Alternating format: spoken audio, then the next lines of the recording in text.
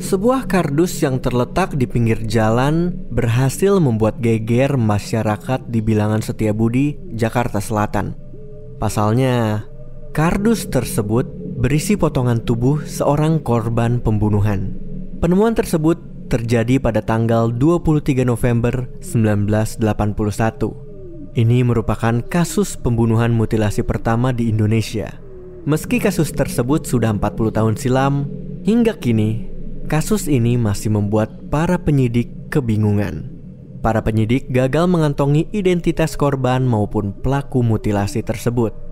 Kini, penemuan tersebut dikenal dengan nama Kasus Setiabudi 13. Hai manusia malam, gue Papa Chan, dan dalam misteri malam hari ini, kita akan ngebahas tentang kasus pembunuhan sadis yang misterius, Kasus Setiabudi 13.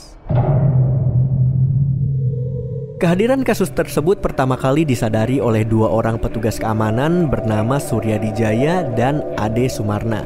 Keduanya bekerja di PT Garuda Mataram Motor yang terletak di Jalan Sudirman. Suryadi dan Ade mencium bau busuk dari sebuah kardus yang tergeletak di pinggir jalan.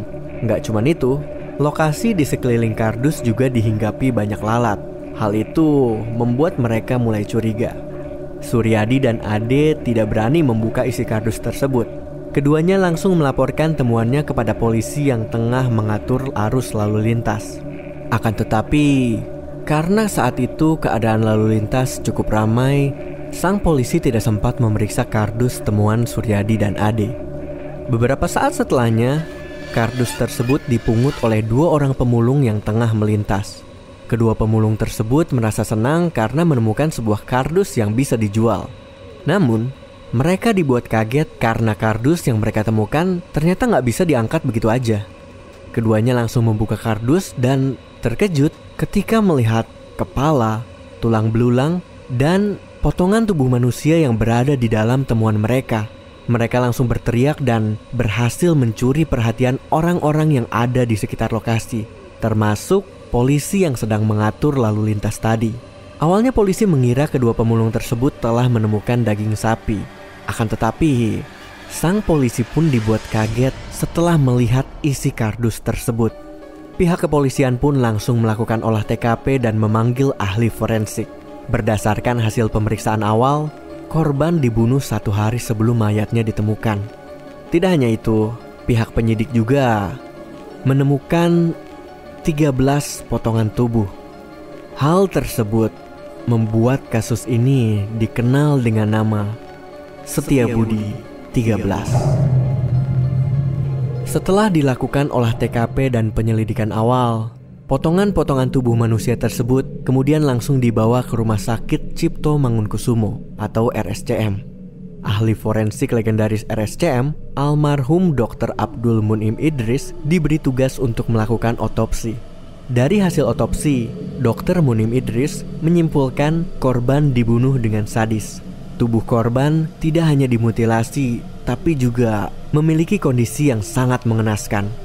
Hanya ada beberapa bagian tubuh yang masih utuh, sisanya dalam kondisi yang tidak bisa digambarkan. Selain itu, Dr. Munim Idris juga menyimpulkan kalau korban dimutilasi menggunakan gergaji besi dan organ tubuh korban masih utuh. Bahkan tim forensik bisa menyusunnya dengan mudah.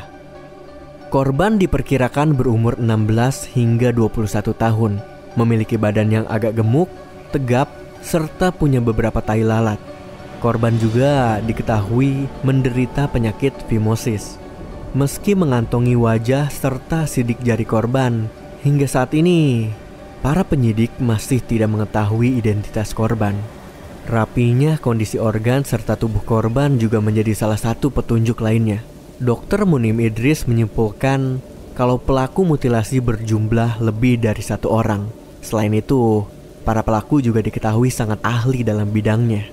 Plastik yang digunakan untuk membungkus tubuh korban diketahui berasal dari toko buku di Pasar Baru serta sejumlah swalayan yang terletak di sekitar lokasi penemuan. Tidak hanya itu, polisi juga menemukan koran edisi sore tertanggal 19 Agustus yang masih rapi dan terlihat seperti baru dibeli.